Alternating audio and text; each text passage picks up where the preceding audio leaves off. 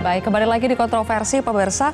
Bang Habib, ada yang mengatakan bahwa Ketua Umum Golkar itu dari masa ke masa harus sesuai dengan selera penguasa. Kalau Pak Prabowo itu apakah akan juga ikut dalam tanda kutip cawe-cawe menentukan nanti suksesor Pak Erlangga sebagai Ketua Umum Golkar baru itu siapa? Ya, saya menanggapi dulu apa yang disampaikan tiga sahabat-sahabat saya ini. Ya, tentu kita ini tidak berdiri di ruang kosong.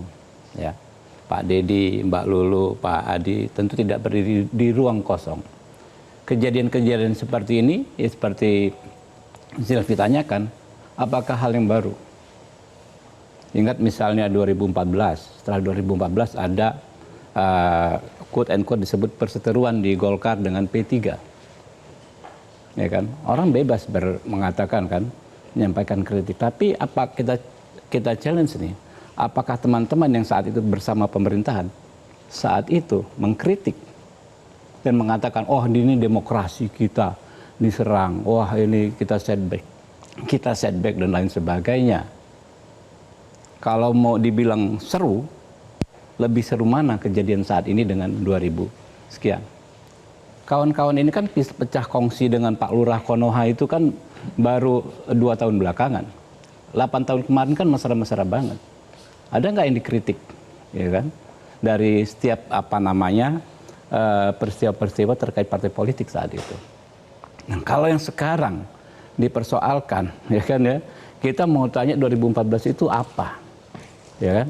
Nah, dan yang sekarang ini kita nggak tahu kubu-kubunya sebelah mana, yang mana kubunya. Kalau tadi dikatakan sama Silvia, dan di mana-mana di acara seperti ini dikatakan Pak Erlangga adalah orang yang loyal, baik terhadap Pak Jokowi maupun terhadap Pak Prabowo. Berprestasi baik terhadap Pak Jokowi maupun Pak Prabowo. Lantas alasannya apa? Kalau dituduh misalnya Pak Jokowi atau Pak Prabowo cawe-cawe, kan nggak ketemu gitu loh. Kita nggak bisa, Mas Adi Prayitno selalu mengatakan publik yang mana? Saya selalu berhadapan dengan Mas Adi Prayitno bicara soal ini. Ya kan, karena ketika kita bicara publik, semua orang juga bisa mengklaim, oh ini ada persoalan residu pilpres yang belum selesai misalnya. Ya kan, sehingga ketika apapun yang terjadi di kekuasaan dianggap sesuatu ya diatasnamakan sesuatu yang mencederai demokrasi. Sah-sah saja. Silahkan rakyat yang menilai nanti. Jadi kalau kita diskusi boleh-boleh saja, tetapi kita punya kewajiban merasionalkan serasional-rasionalnya kepada rakyat keseluruhan tentang apa yang terjadi saat ini. Yang paling tepat sebetulnya adalah menjawab, menjelaskan dinamika ini adalah memang teman-teman Golkar. Bingung juga ya Mbak ya, saya di politik ini, di partai politik, mungkin 2010 saya masuk Partai Gerindra. Tidak pernah ya, atau hampir selalu peristiwa politik itu ya tidak pernah hanya gara-gara satu variabel. Orang mundur dari jabatan tertentu. Jadi tidak bisa disalahkan ada intervensi cawe-cawe penguasa. Makanya dengar dulu mau saya. Ya kan, sudah panjang Bang Habib. Ya makanya peristiwa politik yang terjadi tidak pernah hanya karena satu variabel, banyak sekali variabel. Kadang-kadang kita nggak sangka ternyata hal itulah yang terjadi. Bisa jadi ini orang takut sendiri dengan bayangan sendiri dan lain sebagainya. Lalu kita sama-sama mengarang versi kita masing-masing. Saya lempar ya. Tidak bisa satu variabel saja, Mas Adi. Ada banyak variabel, jadi tidak bisa langsung diklaim bahwa ini adalah cawe-cawe dari penguasa. Ya, saya kira begini, persoalan internal partai ini kan sebenarnya terjadi sejak lama. Kalau Bang Deddy Sitorus, kawan-kawan PDIP pasti selalu mengulang persoalan kuda tuli dulu, di mana Orde Baru saat itu sangat mengkooptasi PDIP. Di zaman SBY juga ada perseteruan antara PKB Muhaimin Iskandar dengan Gus Dur. Saat itu penguasa yang kemudian dituduh. Setelah SBY 2014 sampai ke sini, peristiwa politik di internal partai itu kan cukup luar biasa. Kita tahu perseteruan di P3, konflik internal, ada huru-hara, ada dualisme di Golkar, persoalan dukungan politik ke Prabowo dan Pak Jokowi. Saat itu yang dituduh juga adalah kekuasaan politik. Soal upaya pembegalan Partai Demokrat yang dituduh adalah instrumen kekuasaan. Jadi kalau ada per hari ini sesuatu yang tidak lumrah terjadi pada Golkar dikaitkan dengan kekuatan besar, menurut saya itu make sense. Karena yang bisa membuat Pak Erlangga itu mundur terkesan ikhlas lillahi ta'ala itu agak rumit cari argumennya. Pak Erlangga itu adalah ketua umum Golkar, pemenang pileg nomor 2. Nggak ada yang bisa mengintervensi kecuali kekuatan yang melampaui dirinya. Oke. Seorang Menko Perekonomian ini kan 2 tingkat di bawah presiden dan 1 tingkat di bawah wakil presiden. Siapa yang bisa mengintervensi ini kalau tidak ada kekuatan politik yang besar melampaui Pak Erlangga Hartarto? Itulah yang saya sebut soal kekuatan besar. Nah, kenapa saya menyebut publik? Saya kebetulan kan bekerja dan meneliti pembicaraan publik secara umum di medsos, khususnya di X, selama 3 minggu itu dikonfirmasi dengan 3 bulan seterusnya. Ini terkonfirmasi. Oh, sepertinya Munaslup itu akan terjadi nih di Golkar. Kenapa? Karena kepentingannya pilkada serentak, soal komposisi kabinet, dan kemudian Golkar menjadi partai yang sangat seksi bagi siapapun untuk dikontrol dan dikendalikan. Itu yang saya sebut. Jadi ada parameternya yang kemudian kita pakai pembicaraan-pembicaraan itu. Apa? Di media online. Yang kedua di X. Yang ketiga di mana? Di TikTok. Yang keempat di mana? Itu di IG. Akhirnya semua terkonfirmasi secara umum. Jadi saya ada data-data yang sebenarnya kita dijadikan sebagai guidance. Kalau per hari ini tiba-tiba misalnya Monas itu dipercepat, PLT-nya itu kemudian Pak AGK, kemudian Pak Bahlil disebut paling kuat. Itu kan pembicaraan 3 bulan yang lalu, bukan singkat tanggapan dari Bang Habib sebelum ke Bang Panel. Jadi saya kontrario aja. Ya, satu tadi dikatakan menjadi tanda tanya seorang Pak Erlangga yang dikatakan loyal berprestasi. Kalau nggak ada kekuatan yang besar untuk membuatnya mundur, justru itulah yang menjadi pertanyaan. Apa pentingnya kekuatan besar tersebut ya meminta Pak Erlangga untuk mundur kalau dia loyal, kalau dia berprestasi. Kalau saya melihat tidak ada perbedaan gradasi kesetiaan, loyalitas, gradasi prestasi, gradasi independensi antara Pak Erlangga misalnya dengan tokoh yang digadang-gadang sekarang Pak Bahlil. Apa perbedaannya? Sama-sama loyal. Kalau kita melihat ya, sama-sama berprestasi, sama-sama independen yang mempertahankan independensi partai. Nggak ada alasan. Jadi ini logika lain juga ya, yang mungkin make sense juga ya. Tadi Mas Adi bilang make sense, Bang Habib juga bilang ini make sense. Bang Panel Barus, coba. Ketika Mas Adi mengatakan bahwa bisa dilihat dari polanya kok dalam setiap pemerintahan, setiap ada dualisme, setiap ada presiden selalu kekuasaan ya dituding di situ. Ada kekuatan politik yang maha besar yang melampaui diri Pak Erlangga yang akhirnya membuat Erlangga seorang menteri berprestasi, seorang ketua umum berprestasi akhirnya mundur. Lagi-lagi kekuasaan. Bagaimana Bang Panel? Ya itu fantasi liarnya Adi Praitno, gitu ya. Dia baca-baca X terus dia berfantasi. Pak Erlangga mundur saya pikir itu murni dinamika internal Partai Golkar. Jadi nggak perlu dilebih-lebihkan, tidak perlu juga dipolitisasi, terus dikait-kaitkan dengan kekuatan besar, dengan lurah, gitu ya. Itu saya lihat fantasi liar aja. Nanti PKB ribut-ribut sama PBNU, fantasi liar lagi, lurah lagi.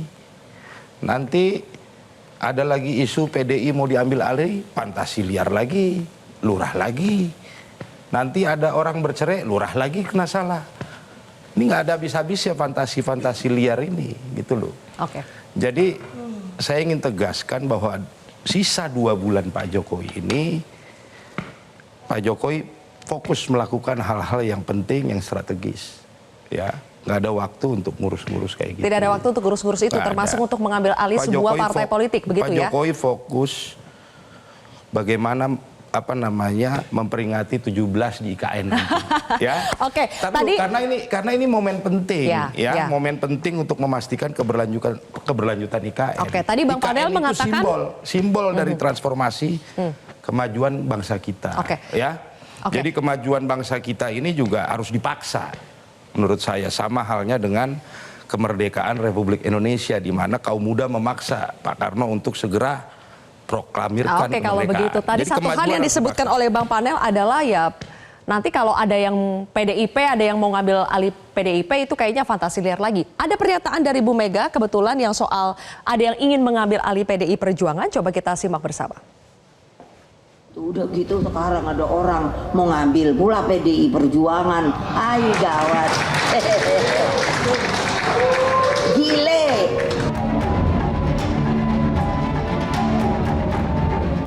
Siapa yang mau ambil alih PDI Perjuangan, Bang Deddy? Apakah pihak yang sama yang Anda bilang mengkudeta Golkar? Ada deh, mau tahu aja. Tapi gini ya, kita ini kadang di ruang publik itu apa ya, penyakit denial kita itu begitu kental gitu. Jadi kadang-kadang saya malu jadi politisi. Karena saya biasa ya, apa yang di pikiran saya, apa yang saya alami, saya ketahui itu yang saya omongin. Jadi dulu bela Jokowi, bela sampai mati. Sekarang lawan Jokowi, lawan sampai mati, gitu aja. Jadi nggak usah pakai muka apa namanya ya. Kita pakai peribahasa ini apa. Kita ini jadi manusia nggak usah denial deh. There is something wrong with this nation kalau menurut saya. Jadi kalau kita bilang sekarang nggak ada kemunduran, fakta apa lagi sih? Kita sebagai orang waras yang apa namanya yang mau berpikir, kita oke lah, kita lupakan dulu lah kita politisi nih, kita anak bangsa aja deh. Apakah memang beneran kita lagi baik-baik saja nih? Kalau saya ya. Kalau bangsa ini baik-baik aja, seorang Ibu Megawati saya kira tidak akan teriak dari panggung ke panggung. Sekarang kan terserah kita nih orang-orang muda ini. Mau bicara jujur dengan nurani, atau mau debat kusir.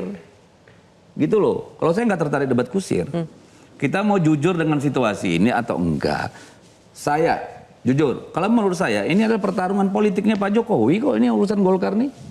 Karena apa? Karena beliau penting untuk mengamankan nanti Gibran dalam konstelasi 2024-2029. That's the real problem.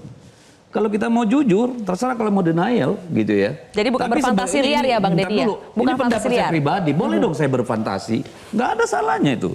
Boleh banget gua berfantasi, boleh gua berargumentasi. Tapi sebagai seorang politisi ini, saya melihatnya inilah akar persoalannya.